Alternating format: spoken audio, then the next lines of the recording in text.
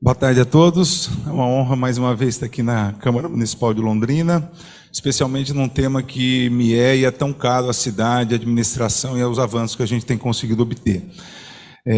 A lei de licitações, primeiro que nós estamos numa mudança dela, né? Mas quando surgiu a primeira lei de licitações, em 1993, é interessante notar que até aquela época não havia nenhuma legislação tratando de compras públicas. Em 93 é quando é feita a primeira legislação, não é, para dar mais organização à questão das compras públicas. Ela não tratava nada de benefícios a micro e pequenas empresas, a regionalidade, ou seja, de acordo com o montante envolvido naquela compra, se determinava qual era a modalidade. Então era interessante, se você fosse fazer uma obra de engenharia de 5 milhões de reais ou comprar 5 milhões de reais, hipoteticamente, em produtos de limpeza, era a mesma modalidade. Depois veio a lei dos pregões e ela introduziu a possibilidade de você ter cessão de lances, porque antes não existia. Pela 8666, o licitante chegava lá com a proposta dele, abria as propostas, a menor ganhava. Então, uma novidade importante foi a lei dos pregões, que permite que, a partir da proposta que o licitante chega, aqueles que estão numa faixa de preço menor entram numa cessão de lance e vão reduzindo, é um leilão invertido.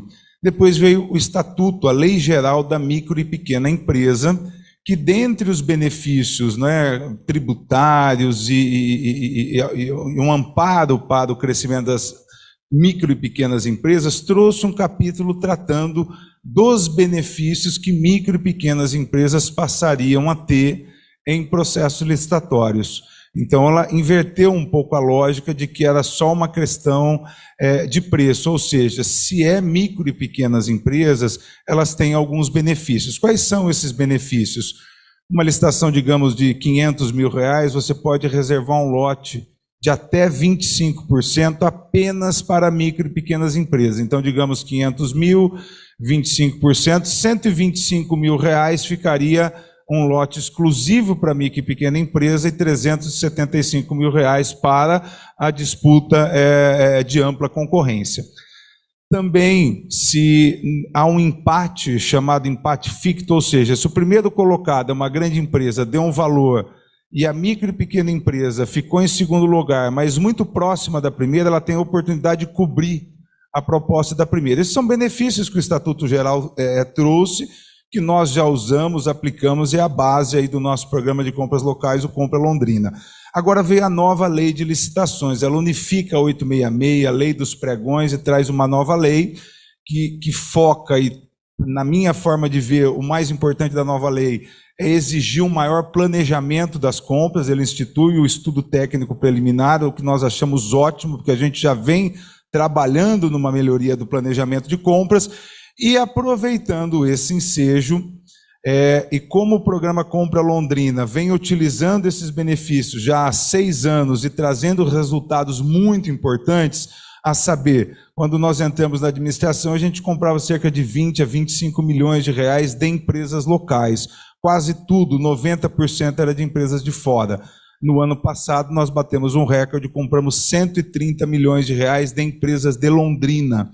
Ao comprar 130 milhões de reais por meio de licitações de empresas locais, isso gera quase 20 milhões de reais de salários para os funcionários das empresas que estão em Londrina. Isso gera imposto que fica na nossa cidade. É um estudo que a Universidade Estadual de Londrina, Unigep, fez, que no patamar de compras de 130 milhões de reais, isso gera aproximadamente 1.000 empregos. Ou seja, se nós não aplicássemos isso, a gente estaria gerando 1.000 empregos, porque a compra o município precisaria fazer para poder prestar o serviço, mas a gente estaria gerando esses 1.000 empregos em outras cidades. Então é um programa bastante importante, por meio do qual a gente dá todo o apoio à empresa de Londrina para saber o que é uma compra pública, como participar, atendemos por telefone, WhatsApp, e isso permitiu esse crescimento. Recentemente, eu venho aqui agradecer, né, e ressaltar que essa Câmara aprovou a criação da gerência de incentivo a compras locais, porque esse programa a gente vem desenvolvendo, mas obviamente a intenção é transformar isso numa política pública permanente. Então, faz pouco tempo que a Câmara aprovou essa gerência. A Lorena está ali, aquela de cabelo vermelho, é a nossa gerente de compras locais, o Marcelo Frazão é o nosso coordenador. E culminando com todo esse processo, quando viemos regulamentar a nova lei de licitações, ela permite que o município amplie os benefícios às micro e pequenas empresas e empresas locais. Então, fazendo uso dessa prerrogativa, é que encaminhamos esse projeto de lei, solicitamos o apoio de vocês, para quem aprovando isso, os benefícios que já existem, eles vão ser ampliados. Então, por exemplo, lotes de até R$80 mil hoje, eles podem ser exclusivos de micro e pequenas empresas. Nós estamos passando esse valor para R$160 mil. A questão acima do lote de R$160 mil, então uma licitação de R$1 milhão, estava na lei que você pode destinar até 25% para micro e pequenas empresas. Nós estamos colocando que é 25%. Se, tecnicamente, a regra passa a ser os próprios 25%, porque às vezes chega de uma demandante um percentual de 1% para micro e pequena empresa. Então a gente está estabelecendo, e aí a gente está sempre cobrando para aumentar, para tentar chegar no limite dos 25%. Então nessa regulamentação nós estamos colocando 25% como a regra. Caso não seja viável tecnicamente, é que então a secretaria justifique, aí poderia ter um percentual menor. Em suma, eu acho que esses são os dois pontos principais, acho que inclusive destacados no parecer muito bem elaborado da Comissão de Justiça.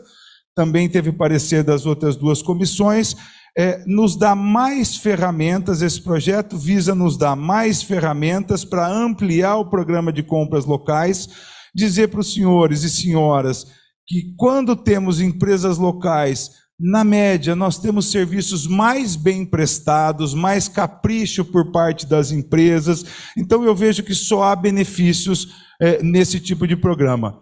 Fazendo um mapeamento de risco, que é aquilo que a lei exige também. Qual seria o risco disso? Uma reserva de mercado. Eu estou trazendo mais para a micro e pequena empresa e só participa uma ou duas. Isso não vai acontecer, porque nós temos um programa bem estruturado, transparente, não é, que realmente distribui as informações. Nós temos duas telefonistas, eu já me estendendo, nós temos duas telefonistas da prefeitura, que no tempo do PABX, que não tinha internet, WhatsApp, aquilo tocava o tempo todo. Hoje, a demanda de telefone do município é muito menor. Nós deslocamos duas telefonistas para o programa Compra Londrina e elas fazem o contato ativo com as empresas. A gente lança o edital de licitações, pegamos listas de empresas daquele segmento e elas fazem a ligação. Inclusive, elas têm uma apresentação que é muito interessante, em que elas simulam como é esse atendimento. Uma faz o papel da telefonista, outra faz a da empresa. A empresa geralmente, eu não tenho interesse em compra pública, eu não tenho interesse em licitação. Mas a senhora está sabendo que é uma oportunidade, digamos, de R$200 mil que a sua empresa poderia participar?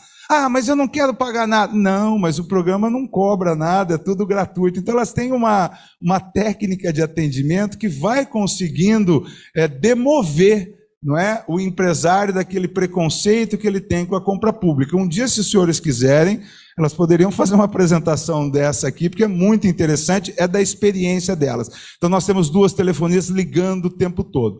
De modo que, resumidamente, isso é mais uma peça nessa política de gestão de compras públicas do município, que visa aumentar a participação de micro e pequenas empresas e de empresas de Londrina nas compras do município de Londrina, para que a gente possa prestar melhor serviço, o recurso ficar na nossa cidade, não é? E a gente aproveitar o poder de fogo das nossas compras, que são da ordem de R$350 milhões, como um instrumento de desenvolvimento econômico. Toda vez que se ordena despesa dentro da prefeitura do executivo, pode ser feita essa ordenação de despesa conciliando com o desenvolvimento econômico. Em tese, todo ordenador de despesa pode ser um agente de desenvolvimento econômico local. E é isso que a gente tem trabalhado, é nesse sentido que vem a nossa proposta aos senhores. Agradeço muito, já ouvi a minha sirene, fico à disposição caso tenha alguma dúvida que eu ainda não tenha abordado e seja necessário esclarecer.